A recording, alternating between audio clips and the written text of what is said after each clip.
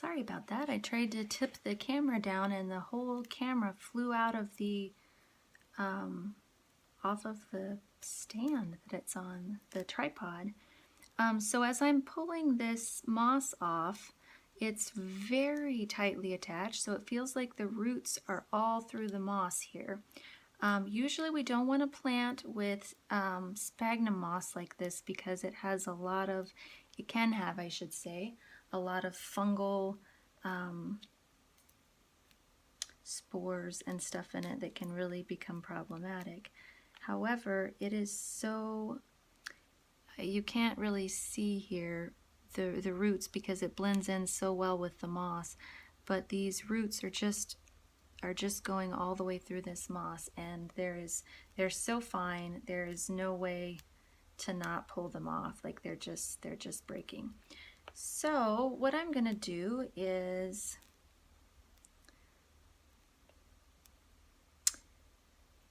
just remove as much around the base as possible, and then I'm just going to plant the rest because it is not worth completely damaging the root system. The roots are going to be so much more susceptible to anything that was in this moss if I rip half of them off, and so I'm going to gently untangle just a little bit from right around the base, and then I'm just going to plant them with this. But no wonder it dried out so fast. It's all moss. I think the pot that I was looking at isn't going to work. So we'll do it in this one. And these guys can enjoy some bark and a few things mixed in with their soil, more than some of the others because they are tree dwellers. And they like more water than a lot of other succulents because they're tree dwellers, of course. But I didn't put a lot of bark in this mix. My bark is all frozen in a large bag outside right now. And so there's a little bit of bark in this, but not as much as I might usually add.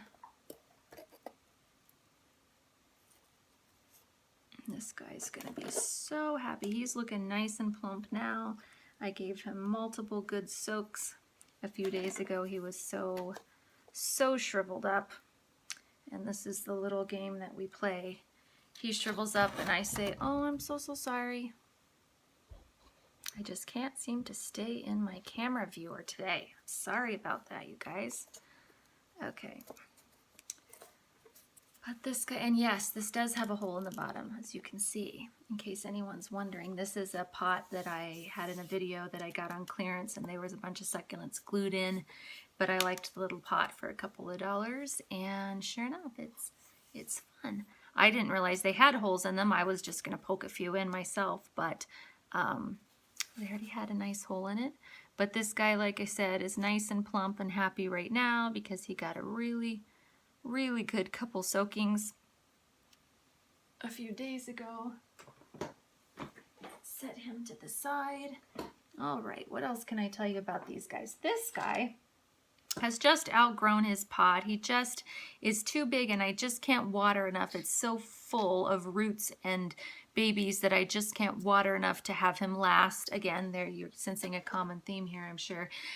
I just can't have him get enough water to last until the next watering, and these leaves should be a lot thicker, and they're kind of concave and thin, and that's just because he's thirsty and not getting nearly as much water as he would prefer anyways. And I lost the pot that he was going into. Dear me. Okay, here we go.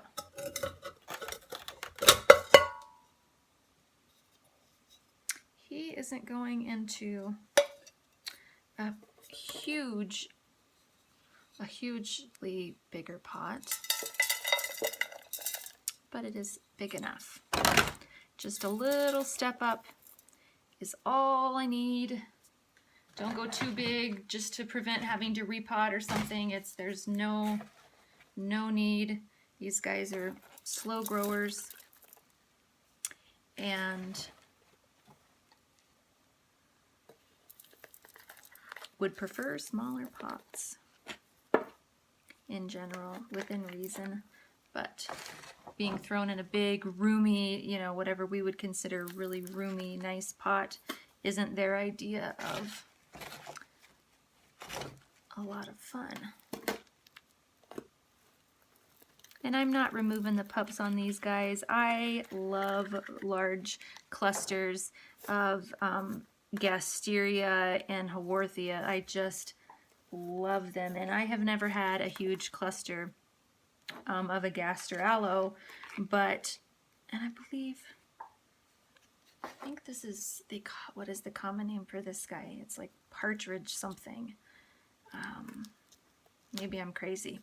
But I believe this guy's a gasteraloe combo. I'm just staring at another gasteraloe here in the window, and I'm positive about that one, but I'm pretty sure this guy is the same. But either way, they have some of the similar markings as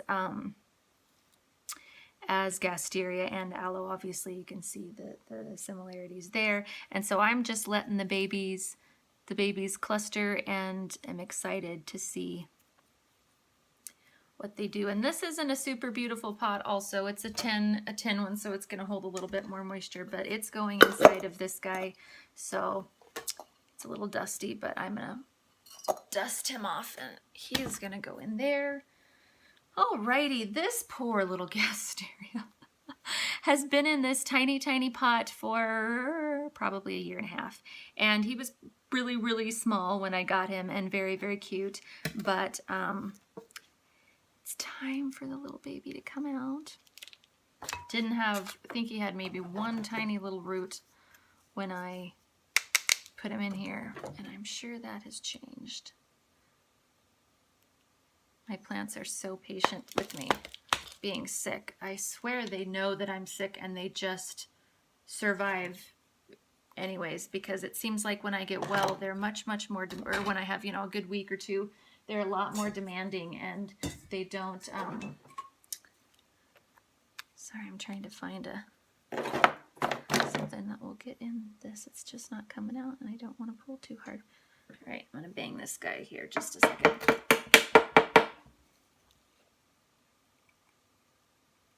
Nope. All right. Perfect. Just a little, and I'm just kind of moving the pen here, you know, around like this, and pushing very gently, trying to loosen it up from, there we go, so that I'm not pulling any roots loose, because I know this guy is going to be crowded. Alrighty, we can see his healthy little root system, and it's venturing to the top of the pot, which tells you it wants more room. So this guy actually does want more room. This is the first one that I've repotted here that has actually wanted more room. All of the others have just been their potting mix isn't sustainable, or their pots are drying out too fast for me. All right, let me remove this, all of this moss really quick, and grab a bit more soil for this guy.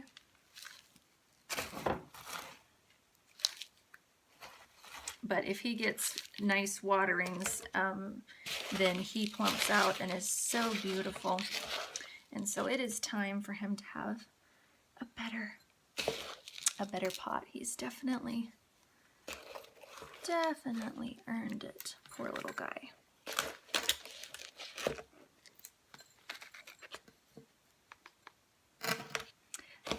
One thing that it just sparked my memory on looking at the root system here on this guy is, if you've ever heard of air pruning for roots and wondered what that was, what it is if you've ever seen the little mesh kind of, it almost looks like the fabric that dryer sheets are made out of. It's or some landscaping fabric, and a tight weave landscaping fabric, and they make kind of bags. They sell trees, bare root trees, in burlap bags. This is a little bit different. Bare root trees are dug up and bundled like that, but what I'm talking about is more of a container that's made, and you just plant a small pot and it grows into it. But the outsides are just fabric. The whole thing is just a type of landscaping fabric, a really heavy duty landscaping fabric. And when the roots start growing, it's the same reason that you don't see roots growing on top of the soil very much.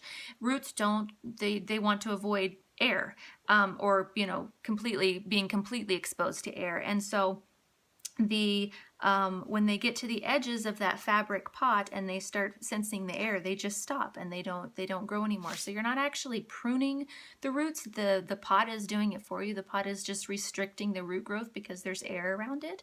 And they use that technique for multiple things, but every once in a while you'll see a question like, sorry, like, what do you think about air pruning for root pruning for succulents, etc.? And that is what they're talking about. I don't like the mesh bags. For potting, I'm an underwaterer, so they would definitely dry out too fast for me. Which I shouldn't say underwaterer. My plants are pretty happy, but if I was going to lean for over or underwatering, it would be an underwaterer. So, all right, I'm going to set this guy over. Don't worry, that wasn't anything important. All right, this guy is the next one that I want to look at here. Since I had the camera fall off and had to start another one, I'll just go a little bit longer than I was going to. But this guy was an import that I got, and he just has a failure to thrive. He's been looking like this for at least 8 months. No new shoots. Well, I shouldn't say no new shoots. The inner growth has expanded a little bit, but really no new shoots, and it's just not thriving. And so we're gonna look at the root systems, and I'm guessing I'm gonna leave this one out and soak it as my guess, but we're gonna see. All right, yep. Okay, the roots are good. They're not rotten. Nothing's going on there. They're white. Just trying to see if this is damaged or if there's some problem. Yeah, no, that guy was just fragile and broke off, but they're not rotting or anything like that. Sorry, I can't quite tell if this is focusing, but they're just really, really dry, and they're just not thriving. So I am going to end up soaking this guy's roots in a little bowl of vitamin B1, probably at least overnight, and then I will repot him. So sorry, the Haworthia truncata, if anyone's wondering, is gonna wait on us. All right, let's see this Haworthia while we're doing Haworthias. And I'm gonna actually give this Haworthia, this guy's plastic pot. These plastic pots are compostable, biodegradable pots made out of vegetables, cellulose or something. And I'm not sure exactly how compostable, like I'm not sure how long they'll last, because this is my first year trying them. My husband found them at a Goodwill and for really cheap and thought I might want a few, so he grabbed a stack of them, and so far so good, but they seem to behave a little bit more like terracotta in that they dry out pretty fast. But alrighty, this guy's coming.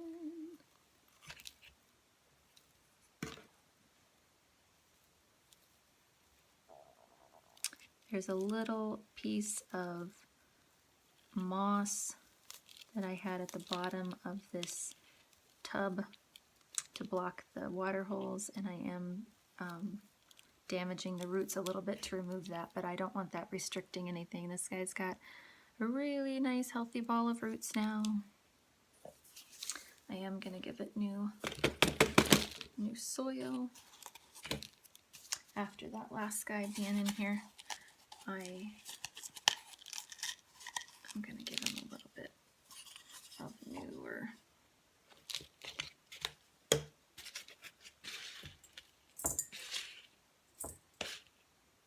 But if you want your plants, sorry, my brain is going back to the air root pruning, and if you want to restrict your plants and keep them from growing bigger, like purposefully, if you have a plant that's the size you want it and you really don't want it to get bigger because you can't fit it where you want it to in your house or whatever, then keeping it in the same pot or in a cloth bag like that where its roots hit the air. And not in all types, but in some types it can really help prevent, the plant just kind of maintains as opposed to keeping on with big growth spurts. But sometimes they just keep going no matter how root bound they are or how small their pot is. I believe this is a Haworthia venosa hybrid. It didn't come with a tag. This was a cutting, I think, that a nursery threw in, or else it's a pup off of mine. I really can't remember with this guy, but I believe it's a venosa. It just needs some more sun and a little bit more, yeah, TLC, a little bit more water and sun, mostly just sun. It's pretty plump because I gave it a good drink last week. Alrighty guys, the videos get really a pain to upload if they're longer than 15 minutes, so I'm gonna go for now because we're at 16 minutes. I have a couple more to do, but I might just do another video for that. I will talk to you guys soon. If you would like to join our Facebook group where we share photos and stuff, that will be in the description box, the link to join there. And until I see you again, happy growing.